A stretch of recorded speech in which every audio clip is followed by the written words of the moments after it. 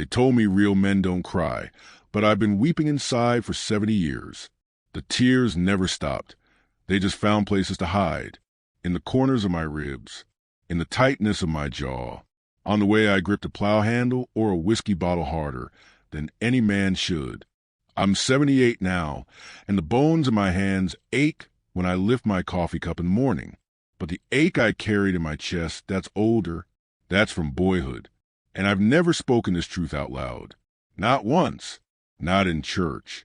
Not to my brothers. Not even to my wife when she begged to know what made me so cold some nights. I suppose I'm talking now because I've got nothing left to lose. When a man outlives his time, he learns the only currency he has left is honesty. So, if you're watching, my friend, go ahead and like this video, comment where in the world you're watching from, and make sure to subscribe so you don't miss tomorrow's story. 'Cause this ain't just my story. It's the story of too many men who had to smile through the silence. I was born in the late 1940s, in a sugarcane town on the big island of Hawaii. Folks forget that before the beaches and tourists, there was dirt, poverty, and the church. My father was a veteran, my mother the daughter of missionaries.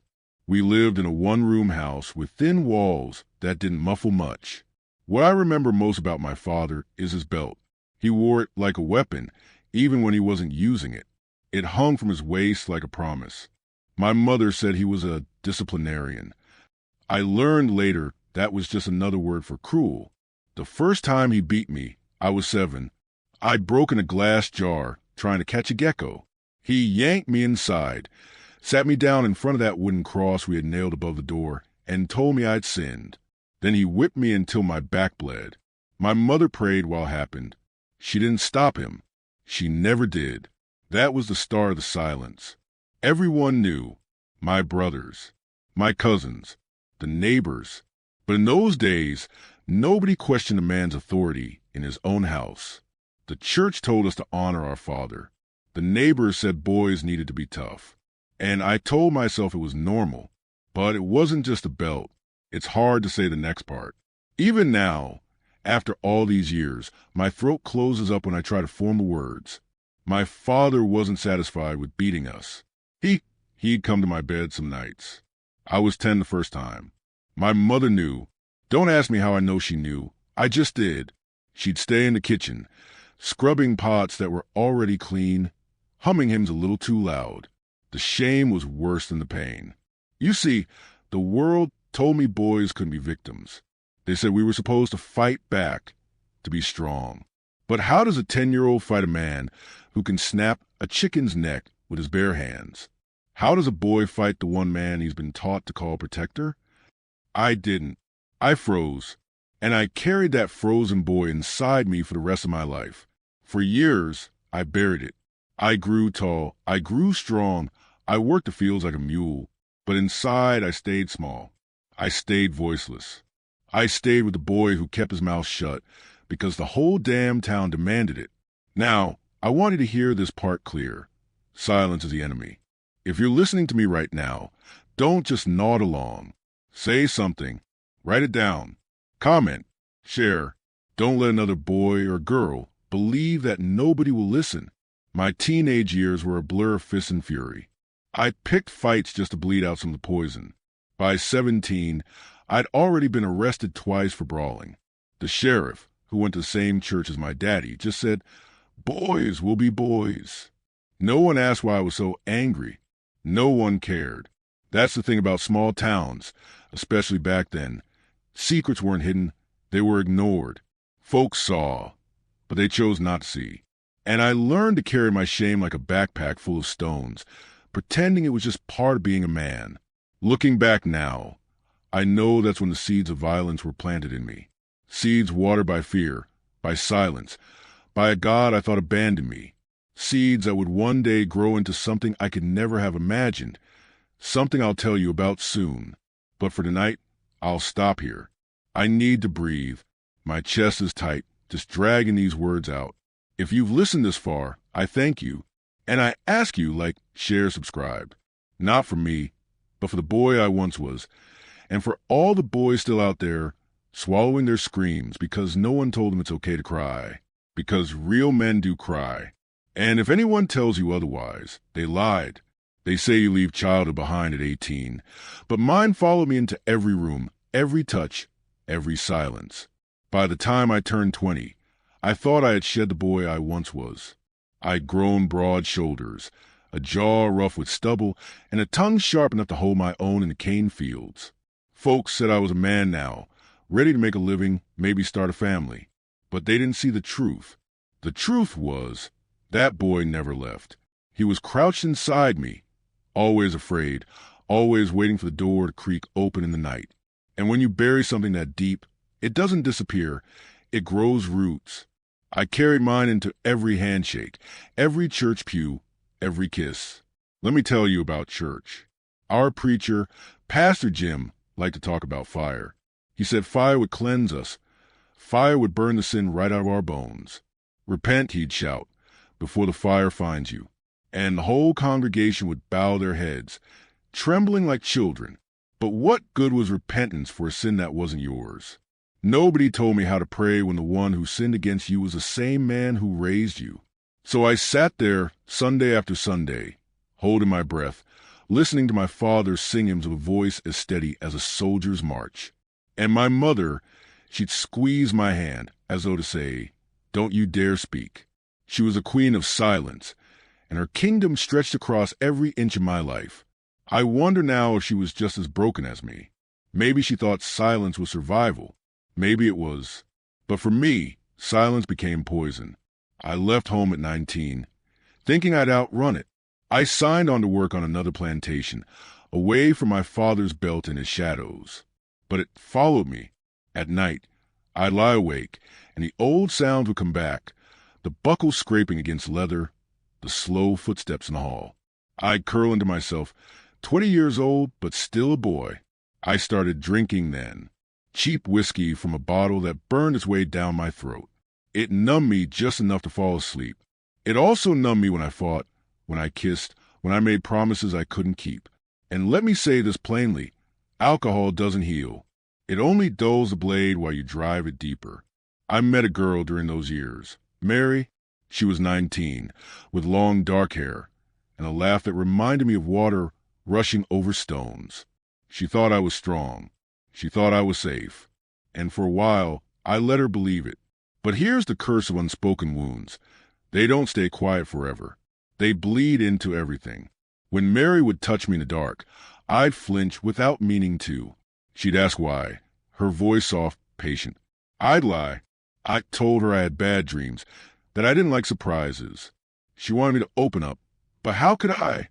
How could I tell her that every touch, no matter how gentle, dragged me back to a boyhood I wanted to bury? So instead of opening up, I built walls, brick by brick, silence by silence. And men praised me for it. They said I was stoic. They said I was strong. They said I was the kind of man who didn't wear his heart on his sleeve. But inside I was screaming. That's what toxic masculinity does. You see, it takes a wound and tells you to hide it. It tells you that bleeding is weakness, that tears are shameful, that silence is the mark of a man. And the whole time, it's killing you from the inside out. I need to pause here and say something to you directly. If you've carried something like this, abuse, betrayal, silence, I want you to speak. Maybe not to me, maybe not today, but to someone. Don't let it sit in your bones for 50 years like I did.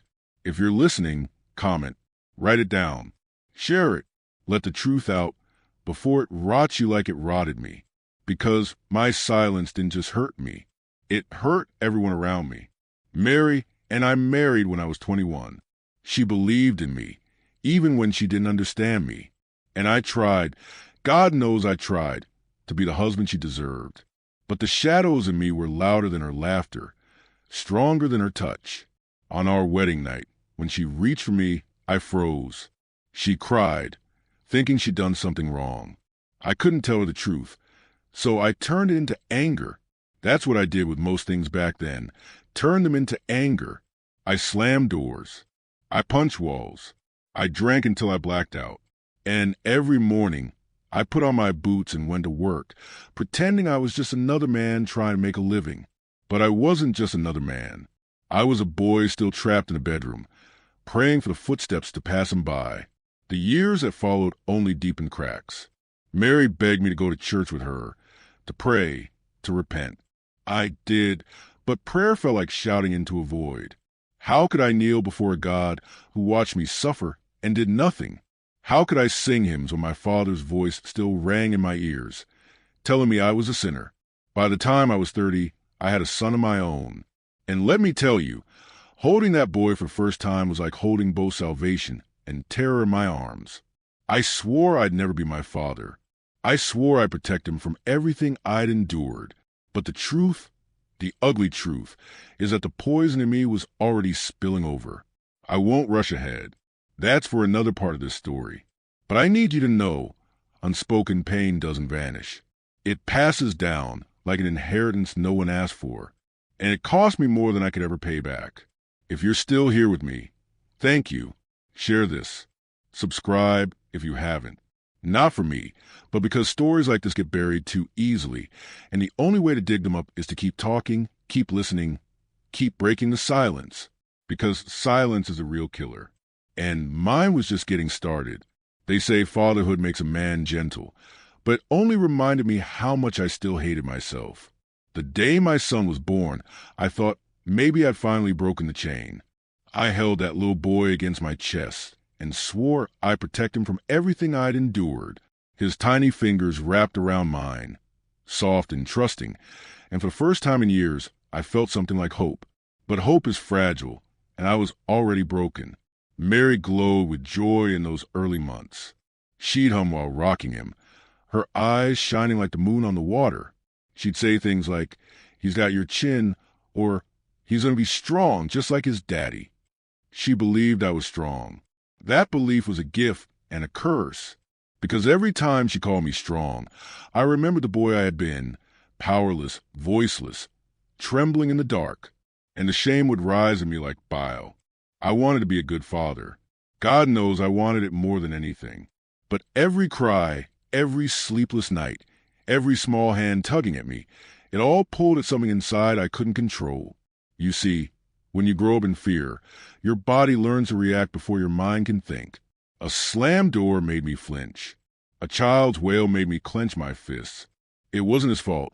It was never his fault, but my body didn't know the difference between a baby's cry and a boy's scream. And so I'd snap, not with fists, not at first, but with silence, with coldness, with anger in my voice that no infant should ever hear. Mary would rush in, scoop him up, glare at me with fire in her eyes. "He's just a baby," she'd whisper, her words trembling. I knew she was right. I always knew. But knowing and controlling are two different things. By the time my son was 4, I'd become 2 different men. To the outside world, I was a hard worker, the dependable one, the man who never shirked his duties. In town, folks shook my hand and said I was raising a fine family. But at home, the cracks showed. I'd come in from the fields covered in sweat and dust, and instead of kissing Mary hello, I'd pour a drink. The bottle was my closest friend by then. It didn't ask questions. It didn't judge. It just burned, numbed, silenced. Mary begged me to stop. She'd cry, tell me I was slipping away from her, from us. I'd promise her I'd change, swear on the Bible I'd do better. And sometimes I even meant it. But by the next week, the bottle was back in my hand, and the promises felt like ashes in my mouth. One night, I remember the day, my boy had left his toys scattered on the porch. I tripped over one, a wooden truck, and rage just exploded out of me. I grabbed that truck and hurled it across the yard, shouting words that still taste bitter when I recall them. My son's face crumpled. He didn't cry. He didn't run. He just stared at me with wide, wounded eyes, the same way I used to stare at my father. And in that moment, I saw it, the chain. The curse passes from one generation to the next. My father's shadow reached through me, into my boy. That night, I drank until I couldn't stand it. I told myself I'd never be my father, but I already was. Not in the same ways, but in ways that mattered. The silence, the fear, the unpredictable anger. I was carving into my own child, just as it had been carved into me. I wanted to confess. To someone. Anyone. But how do you confess something you can't even name? The word abuse wasn't spoken back then, not in our circles. The church said suffering was a path to holiness. The men said toughness was a path to respect. And the women were expected to endure. So I kept it all inside. And the more I buried, the heavier it got. There were times Mary would hold my face in her hands, tears streaking down her cheeks. "Talk to me," she'd beg. "Please, whatever it is, let me in." But how could I? How could I tell her that the man she married was still that 10-year-old boy, bruised and broken, too ashamed to speak? How could I tell her that every night in her bed I felt my father's shadow in the room with us? So I lied. I told her I was tired. I told her work was hard. I told her men don't talk about those kinds of things. And she believed me, or maybe she wanted to believe. I need to pause here, because I feel the weight of what I'm saying. If you're listening, if you're reading, don't make the mistake I did. Don't let silence build walls between you and the ones you love. Speak, even if your voice shakes. Speak, even if it feels like betrayal. It's not. It's survival. Drop a comment. Share your truth. Someone needs to hear it, because I stayed silent. And my silence became a knife that cut everyone close to me. By the time my boy was 10, he barely came near me.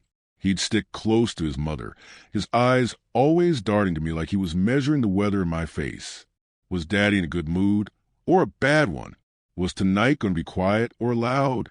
He learned to read me the way I used to read my father, like survival depended on it. And maybe it did. The truth is, I never hit him. Not once. But sometimes words can hit harder than fists. Sometimes silence can be a prison worse than walls. And I gave him both, over and over. That's the thing about pain. If you don't face it, you pass it on. You hand it down like an heirloom, and it grows sharper with every generation. I wanted to protect him, but instead, I gave him the same ghost that haunted me. And ghosts, once invited, don't leave easy. My chest is heavy, and the memories are pressing hard. If you're still with me, I thank you. Please like, share, subscribe. Not for me, for every son, every daughter, every wife who deserves better than silence. Because silence doesn't just kill the man who holds it. It kills everyone around him, too. And in my case, it would lead to something far darker than I ever imagined. They say the truth sets you free, but the truth I found destroyed everything I ever loved. For decades, I carried the poison of my father's shadow, trying to build a life that looked respectable from the outside. Work, marriage, children, a house with a roof that didn't leak. From a distance, maybe I even looked like a man who'd escaped his past. But inside, I was a storm no one could see.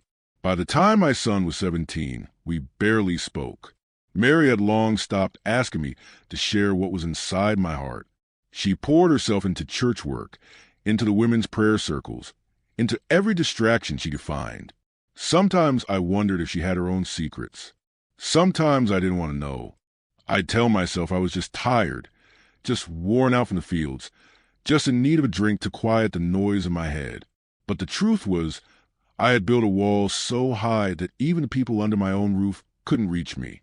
And behind that wall, the poison festered. It all came to a head in the summer of 1980. I had just come home from a short stint in county jail. Drunk and disorderly, nothing new. 2 days free. Try to piece myself back together. Try and convince Mary and my boy that I was ready to start fresh. But the thing about poison is, it doesn't just live inside you. It seeps. It spreads. And sometimes it infects the very people you swore to protect.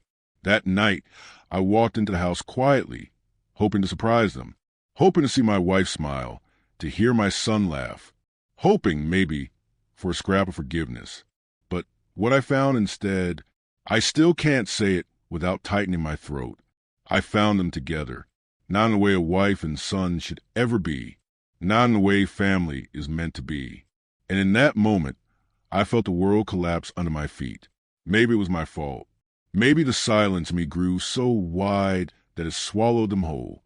Maybe the chain of abuse, passed from father to son, twisted until it broke in the ugliest way imaginable. I don't know. I'll never know. All I do know is the sight of it burning itself into my eyes, into my veins, into every breath I've taken since. And something inside me snapped.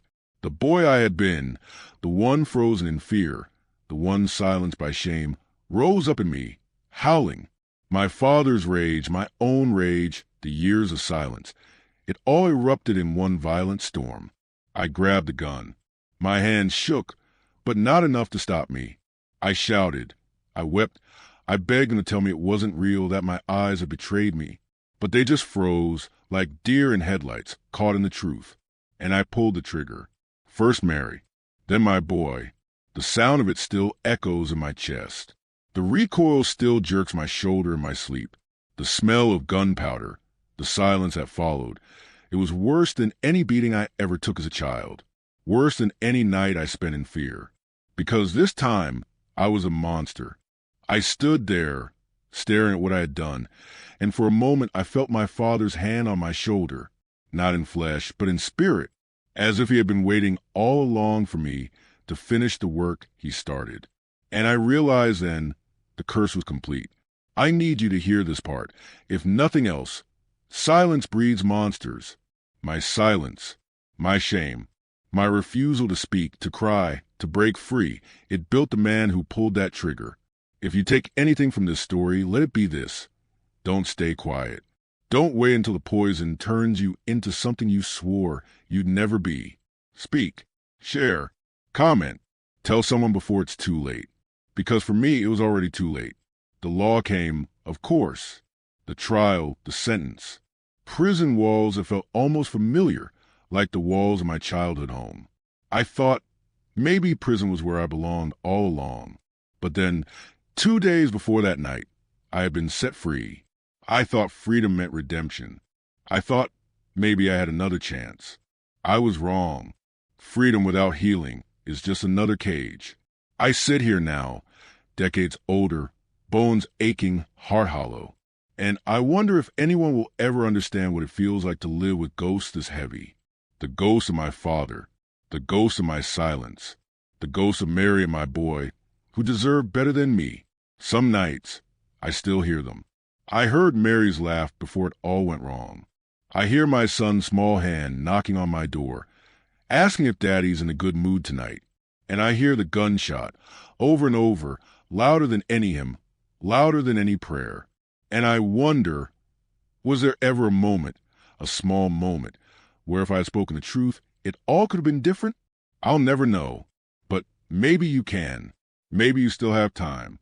If you've carried silence in your chest, if you've swallowed your cries like I did, please don't. Speak it, write it, share it here. Don't wait until your silence becomes a weapon in your hands. Because silence doesn't just kill you. Sometimes it kills the ones you love. And when that happens, there's no freedom left. They buried me alive long before I ever pulled that trigger. That's the truth I want you to understand. By the time I stood there, shaking, my wife's face frozen in horror, my boy's last breath slipping into the air, I was already a dead man walking. What I did wasn't born in a single night of rage or madness. It was carved into me, cut piece by piece over decades of silence, shame, and sins that weren't mine but were forced upon me. I sit here now, an old man, 78, my bones brittle, my chest heavy with a heart that beats only out of stubbornness. Folks think time heals, but I'll tell you something straight.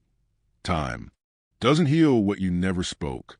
Time doesn't erase the taste of blood or the sound of a door slamming when you need it to stay open. If you follow me through these words, part after part, then don't stop now. Stick with me till the end. And when I finish, I ask you again, tell me what you feel. Comment if you must. Share it, because maybe, just maybe, someone else out there won't rot the way I did. After the shooting, the world blurred. I don't remember reloading. I don't remember the smell of gunpowder sticking to my shirt. I only remember silence, the kind of silence that screams. My hand still trembled when the sheriff came. He was a boy I once carried on my shoulders at the county fair. Now he was a man and I was a monster. He didn't cuff me roughly, didn't curse me. He just looked at me with eyes full of something I'll never forget. Pity, and I hated him for it. prison wasn't new. You recall, I'd been in before when I was younger for a fight that got out of hand. But this time was different. This time, I was no longer a man with a future. I was a man marked by what he had done to the ones who had shared his table, his roof, his blood. The guards didn't beat me. They didn't need to. Every meal, every night alone in my cell, I beat myself. And don't let anyone lie to you. There's no punishment heavier than knowing you can't undo the truth of your own hands. They sent me to see the chaplain.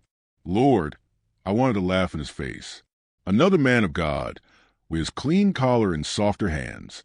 He asked me if I wanted forgiveness. I told him forgiveness was for people who still had skin that fit. Mine was stretched and torn by years of being told to keep quiet, to be tough, to take what was given and ask no questions. Forgiveness? No. I wanted a time machine. I wanted a father who protected me instead of breaking me. I wanted a preacher who preached truth instead of fear. I wanted a wife who understood my shadows instead of turning toward them with judgment. I wanted a son who never had to pay for my silence. But wanting is for children. Old men only confess. Decades pass in there. Walls don't change much. They get repainted. But they're still walls. I grew older. My hands stiffened. My back bent. The world outside kept moving, but mine stayed locked in the night of the gunshots. Sometimes I thought I heard my wife humming in the kitchen. Sometimes I thought I saw my boy running through the yard. But it was only echoes, cruel echoes that never let me rest. Do you know what finally broke me? Not the sentencing. Not the funeral I wasn't allowed to attend. It was letters. Letters from strangers. Church folks, reporters, young people who thought they understood crime, sin, or justice. Some wrote to condemn me. Others wrote to pity me. But the ones that cut deepest were from those who whispered that they understood. They told me stories of fathers who touched what wasn't theirs, of mothers who looked the other way, of preachers who told them God was watching but never said a word when the bruises showed. Those letters were my mirror. I was not alone in this hell. And that truth, that generations of silence breed monsters, stung worse than any whip. If you're listening right now, if you've carried secrets in your skin for 50 years or 5 days, I beg you, don't bury them. Don't sit quiet like I did, letting the poison spread. Don't be the man who waits until it's too late, until his whole life is a crime scene. Speak, shout, cry, write, and if no one listens, keep screaming until someone does. I'm proof of what happens when you don't. They let me out again years later. An old man with nothing but a name rotting in court records and whispers. Some call me a danger. Some call me a tragedy. I was neither. I was just empty. Hawaii didn't look the same when I walked free. The sugar fields were gone. The houses taller. The air still sweet, but not mine anymore. My feet shuffled down roads where my boy once ran. And every shadow reminded me of what silence cost. Now, as I sit here, these words are all I have left. Maybe they'll be deleted, maybe they'll vanish into the void. But maybe, just maybe, one person will hear them and understand that survival is not about silence. Survival is not about keeping your head down and waiting for the storm to pass. Survival is about breaking the damn silence before it breaks you. So I confess. Not for sympathy, not for forgiveness. I confess because secrets killed my wife and my boy before the bullets ever did. Secrets carved out of the man you see now. And if you made it this far, don't keep scrolling like it's just another story. Comment, speak your truth, break your chain. Because if you don't, one day you might find yourself standing where I stood, hands shaking, heart burning, too late to take it back. They say boys can't be victims, liars. They say time heals, liars. They say silence keeps the peace, liars. The only truth I know is this. Broken men raise broken families, and broken families bleed. And I bled mine dry. So if this touched you, don't let it stop here. Comment your truth. Share this light. Subscribe not for me, but so you don't forget that voices like ours exist. Together, we remind the world that silence is not safety, and that broken things can still shine. And now I lay it down. My story, my burden, my confession. I am no longer the boy who was silenced, nor the man who lived in the shadows. I am something else. Something quieter, softer, but still here. My name? It doesn't matter anymore. Call me what you will. Father, mother, grandma, grandpa, sinner, survivor. I have been all of them. But tonight, let me be only this. Free. And so, I whisper my last words into your hands. The stone is lifted. The well is still. The water clear again. Good night, my friend, and thank you for listening.